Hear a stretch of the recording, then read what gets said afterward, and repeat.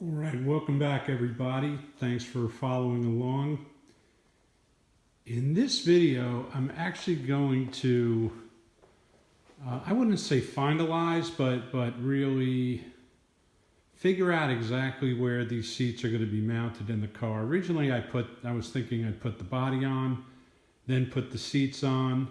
And the reason I want to get the seats in the car is to figure out where the pedals go, which will dictate where the master cylinder or the brake booster is going to be mounted on the front foot box left to right. And that'll dictate how much room I need between the radiator and the fan shroud and the master cylinder.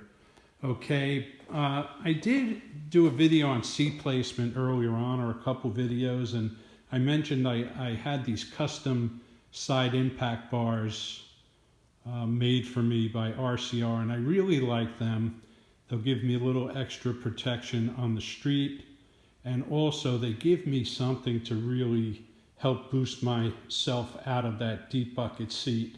And getting in the car, I could just sit on the bar and then pivot over and get in the seat. So I sort of like them. The challenge is that this seat really barely fits with the center console and the side impact bars if you're going to move the seat all the way back, and that's really what I have to do.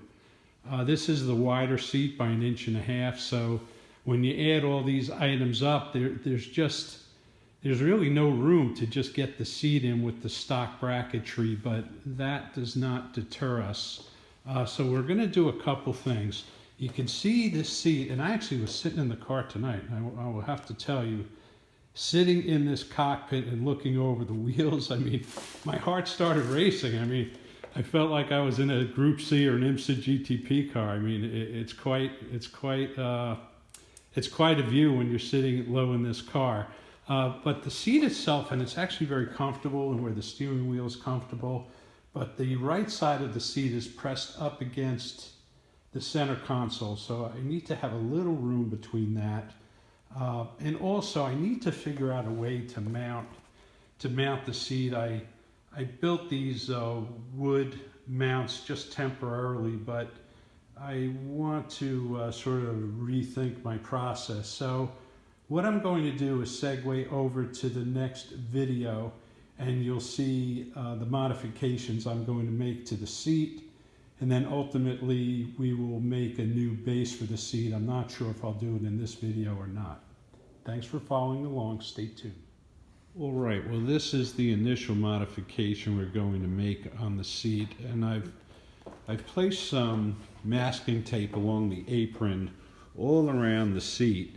And there are a couple areas where trimming this is going to be helpful. So this is the first area. I want to skinny down the seat so I can actually rotate it in just a tad to align it with the steering column better. And the other thing too is if I take it 1/2 inch, off the back here, this will allow this seat to butt up closer to the rear firewall, so I can keep the seat as far back as possible. Okay, so I'm going to take this outside, we'll get the Dremel cutting wheel going, and we'll get started working.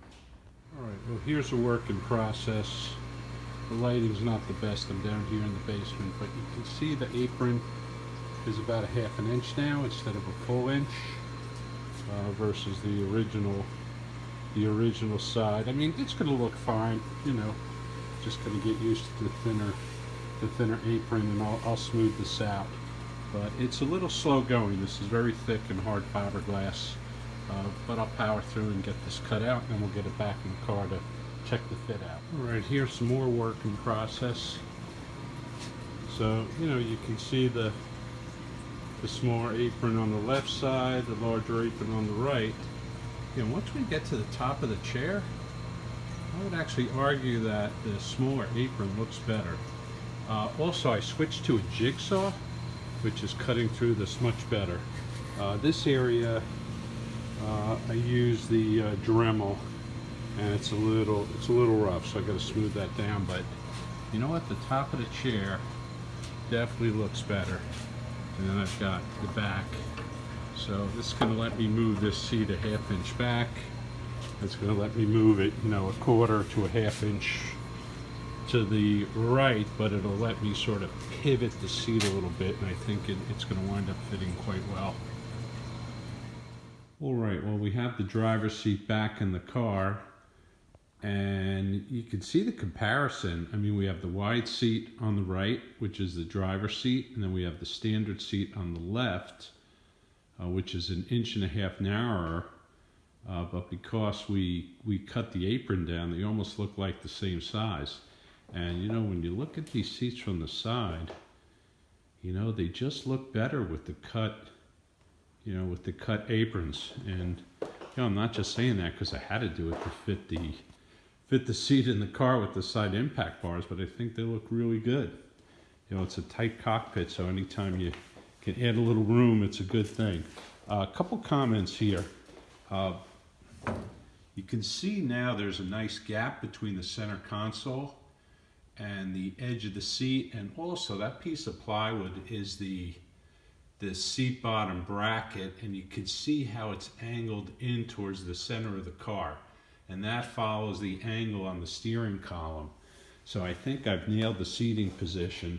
And then also, you know, I'm able to move this seat all the way back, so that tip of that top of the seat is probably as far back as it can go, up against the rear bulkhead, and then we actually clear these side impact bars.